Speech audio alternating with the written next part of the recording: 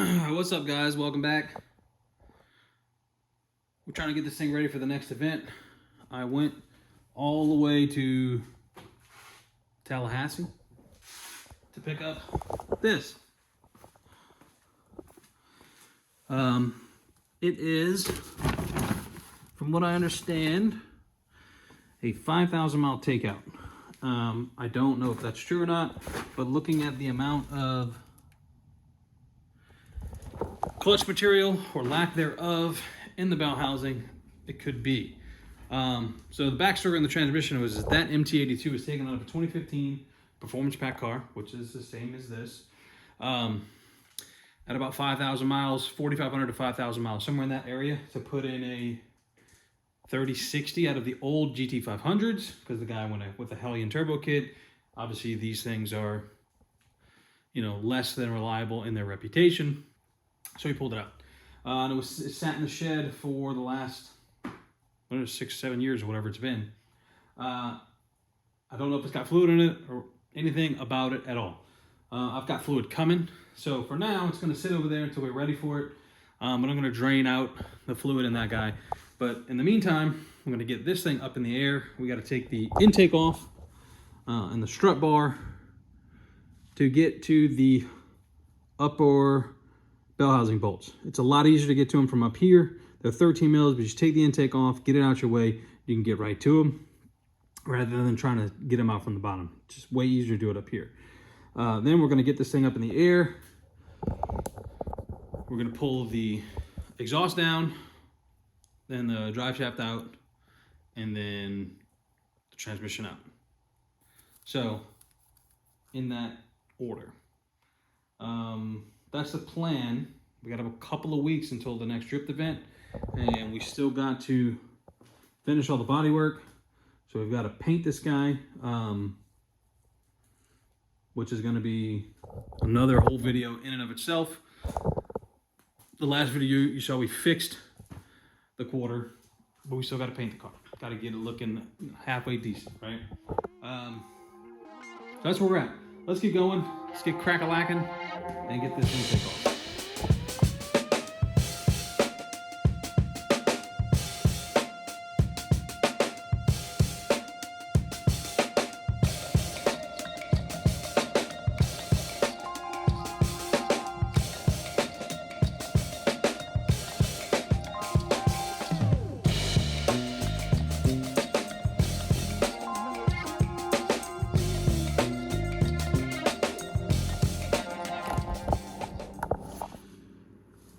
Man, Ford's a bunch of dicks. These two plugs back here. So, recording? We're recording. I'm gonna clean up some of that oil and that debris. Blow some air down in those valve seats. Make sure there's no trash in there. And then tape up those intake ports. So, we'll knock that out real quick, and then we'll get these bell housing bolts out, which are going to be these two top guys. I'll show them to you. Bingo and Bongo. There's two at the very top. Knock those out while we have easy access to them up here. All right, guys, so we're going to be using these monster jack stands, because I got to get this thing up high enough to get this tall bell housing in there. And that thing's probably 24 inches across and at its tallest point. So we got to be able to get that underneath there. It looks like we already broke the speed sensor. Could have been broken before, I'm not sure. But I'm pretty sure that's a regular plug that goes on there. Everything else looks like it's in good shape. On the trans, not that it matters, but I was just letting you know we're jacking this car way up in the air so we can hopefully slide that trans underneath there once we get the old one out. Anyway, let's get this thing up in the air, huh? All right, guys, so it is the next day. All I had time yesterday was to get this thing way up in the air. Hopefully it's high enough. We're on the big jack stands. If we need to go up higher, we can go up a little bit higher. Not a whole lot higher though. So I'm hoping we can get this trans in here at the current height. So we're in the same spot we were yesterday. Got to get the starter off, got to get the exhaust off, got to get the drive shaft out, and then obviously unplug all the associated wiring. We should be good to go at that point with taking all these bell housing bolts out. This thing right here is a pain. This bolt, this top one, actually that's the bottom one. It's this one right here. This bolt goes in like this. You need like a 4 or 5 inch extension. See, got it over here. Excuse me, Whisk. Move your butt. It's about that long. 4 inch extension, swivel taped up, 10 mil. Put the extension through the motor mount first, then put your ratchet on, then you can get it off. You can get on there, get enough torque on it to get it off, break it loose, spin it out. It's a pain in the butt. I hate it, but it's out. Whisk, you don't listen. We're checking out the exhaust. We got this crazy thing out of here. It's not too hard other than the fact that it's heavy. So that's done. Now we're drive shaft and then we're out. Oh, ain't that right, Whisk? He just loves it in here. Come on with that. Last bit of connectors and then we're gonna be dropping the trans out. It's just so hard to film underneath this car, man, because I end up knocking the camera or the phone over or whatever. But take you guys under here real quick. So got the exhaust out. Heat shield's all messed up from when the exhaust fell off. And then so right now we're going to be pulling the bell housing bolts and then dropping this mount, and we should be lowering this thing out of here. So not too much more. Well, she's on the ground. Problem now is how to get it out from underneath the car. I'm gonna have to jack the car up higher, so I'm gonna have to put a block of wood on the top of the jack it up, and get these big jack stands up even higher than they already are. Okay, so we got it out. There's the clutch.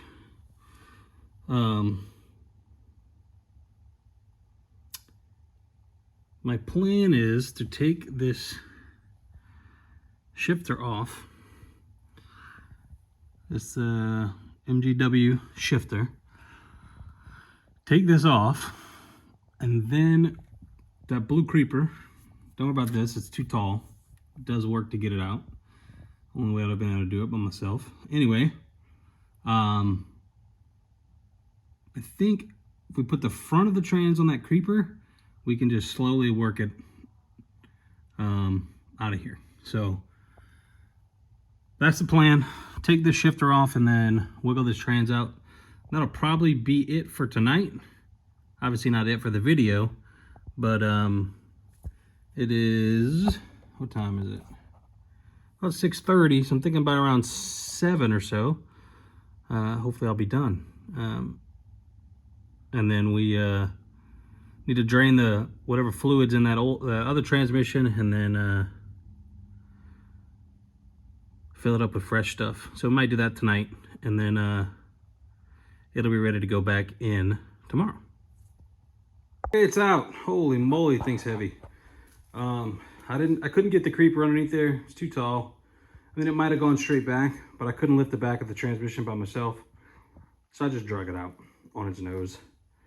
You know, it'll be all right. Little scrapes on the aluminum never killed nobody.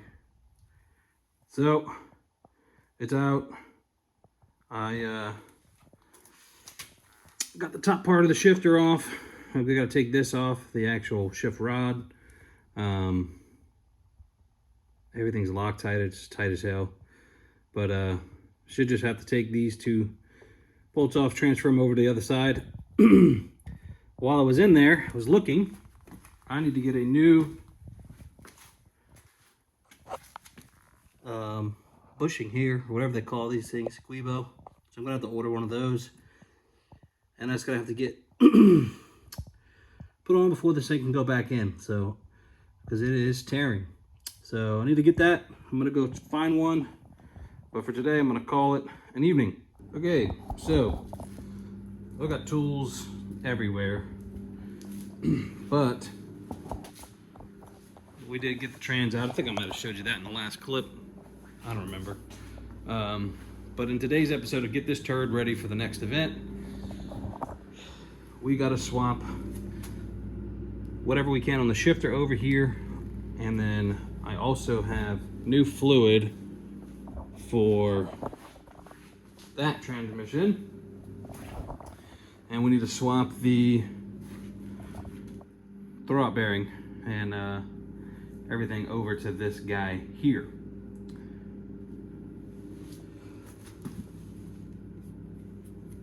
Sorry, I thought that detent looked a little weird, but it doesn't. It feels fine. Turns out, looking at the other transmission, that's just how that plug's supposed to be. It just unplugs off the top of there. So, this thing's spinning smooth, but the other one spins smooth too. We just internally, she's no bueno. This mount actually looks pretty good, so we're gonna leave that on there. And I did order the coupler, the big rubber coupler that goes in here. It's supposed to be here Sunday. Worst case scenario, we can get this thing back in the car, and then just leave the exhaust and the drive shaft off, and then put the coupler and drive shaft and everything back on after. I don't know how far we'll get today. Kind of feeling a little bit under the weather. I don't know if I'm just tired or what, but we'll get through as much as we can. First things first, got to get this thing up in the air a little bit so we can drain the fluid and add the new fluid to it. If there's any fluid in here, I have no idea. So, but either way, it's been sitting for a couple years. It needs to be changed. You know, moisture and all that, blah, blah, blah. So let's get it on this little transmission jack. We'll get it up enough to where we can get underneath to drain that stuff out. And then we got 3 fresh quarts of Motul DCT fluid to go back in this guy. So let's do that first, and then we'll work on transferring over the shift rod linkage, and then try to get this trans underneath the car and ready to go back in.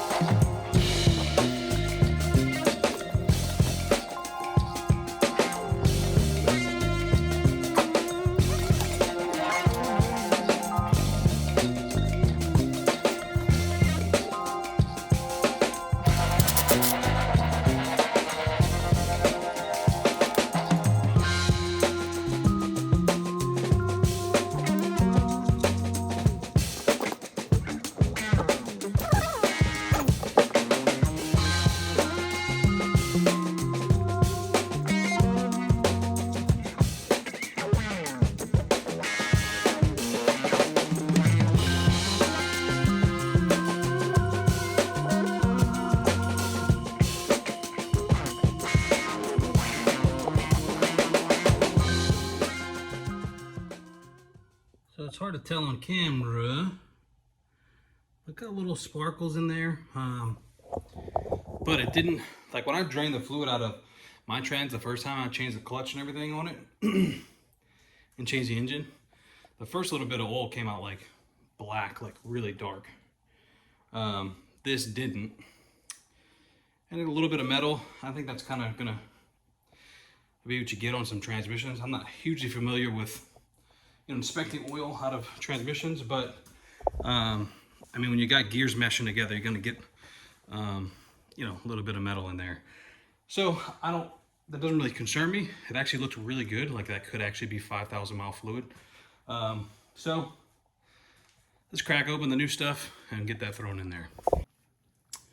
So this is the stuff we're putting in.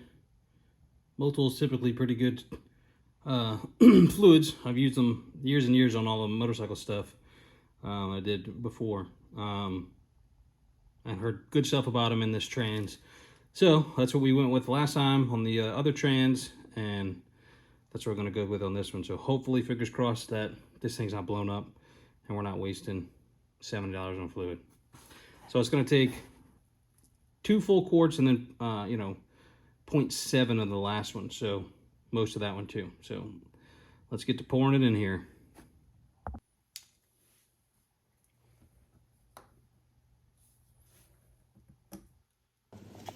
Alrighty guys, got her filled up. This is about what we had left. Bottom of that quart. You obviously see it started dripping out. So that is about right. We need to swap the shift rod back over, and then this thing's ready to go in. The new trans, whoa, on the creeper, underneath the car. I was hoping to be able to use this little guy, but it's just too tall. You know, like that movie with the helicopter pilots? It's too tall. So trans would fit under the bumper, but wouldn't go underneath the rear diff. I already got this thing up kind of sketchy high. The jack would have gone up maybe another inch or two, wouldn't have been enough. I'd have to put boards. I've already done that once. We're just gonna have to try to muscle it if we can. If not, we'll have to wait for Drew. But for now, we can at least get the shifter back on and get it ready to go. All right, sometimes you gotta do what you gotta do when you ain't got a helping hand. So, ratchet strap through the car, underneath the trans, got it up. We slide that thing underneath it, and we should be good to go. What's better than 1 ratchet strap? 2 ratchet straps. Is it really dumb if it works? All right guys, so we got this thing boat strapped in here above the jack. We get the jack in a decent position and lift up on it. We should be able to obviously work it a little bit easier with the jack. We'll keep the straps in there just in case, since I'm by myself, but should be good to go. Alrighty everyone, so still ratchet strap for the wind. Was able to use this to help the back of the transmission be a little bit more stable while the front was supported by the jack. And I think we just got it to slide in. I don't know for sure. I haven't gone up front. So let's swing around up front and see if we got it to stab in. Oh yeah, ladies and gents, I would say that's about as close as she's gonna get. So we'll start putting in these bell housing bolts. Should thread right in if we get it lined up.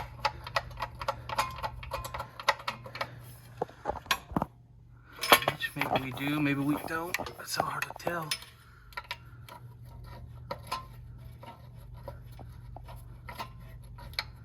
Might be slightly askew. So we'll wiggle on this, but we are right there. So almost.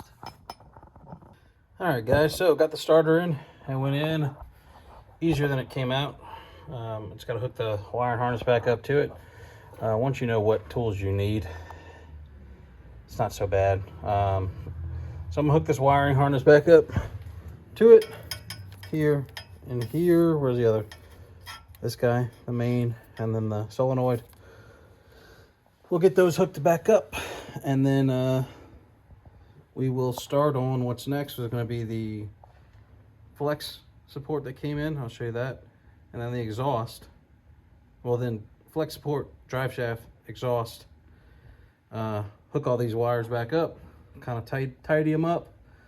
Gotta do the same thing here, where I drop these down to get that board to lift up the engine. So plug that in, tidy that stuff up, and then we'll be moving on back up top, put the intake on. So I wanted to show you guys this. This is the original Ford one, which still says GFA01-008. Same number here. Doesn't have the Ford number stamped over here. This is a dormant part. But everything else looks identical. And obviously isn't torn like this one is. So we'll be throwing this one in and then putting the car back together. Oh yeah. Made in Germany. All that to say is I think that this is the same exact part as the Ford. So if you gotta get a Dorman one, you know, if you're in a pinch, just get the Dorman one. I'm pretty sure it's made by the same company. All right, drive shaft in. I'm gonna start plugging in all this spaghetti. Get it all strapped up, but the exhaust is back in. And then I'm gonna go clip that clutch line back in, and then we'll lower this thing down and put the intake back on.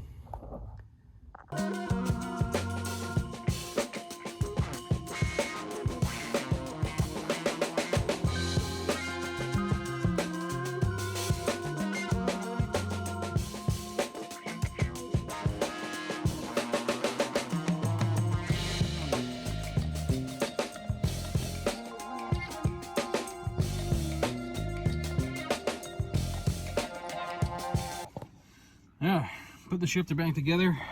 It does feel much better than the old Trans. Like when you would go into third before, it would like blow and it would come back. Now it's definitely solid in there. Going into reverse, down, over, up, easy. Before you'd fight it all day. So I'm putting this back together and kind of pumping the clutch here and there. This is it's a weird system from Ford, self-bleeding. So I'll pump it about 10 times, let it sit, and then I'll put some of this together. Then I'm gonna go check the fluid up top. But we're getting there. I don't even know what that tire mobility is.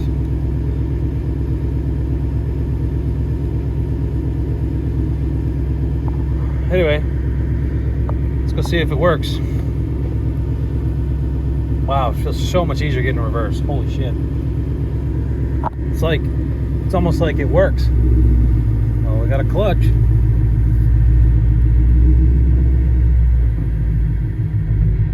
And it hasn't popped out of gear yet.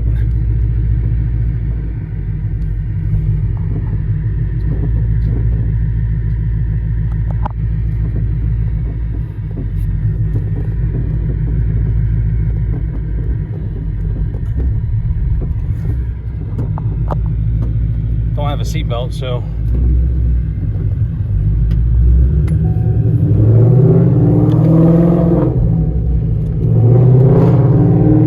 hey, the real test is gonna be going into third right here. Definitely still need to bleed the clutch more, but let's see. And third. Oh shit,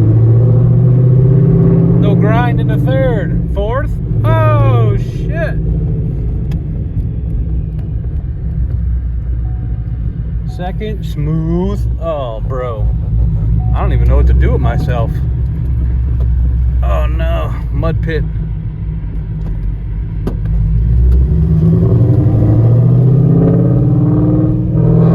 See if we can shift quick into third. Oh my god!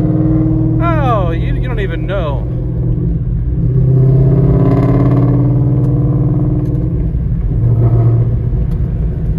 It's working. It's working. All right, I'll catch you guys back at the garage.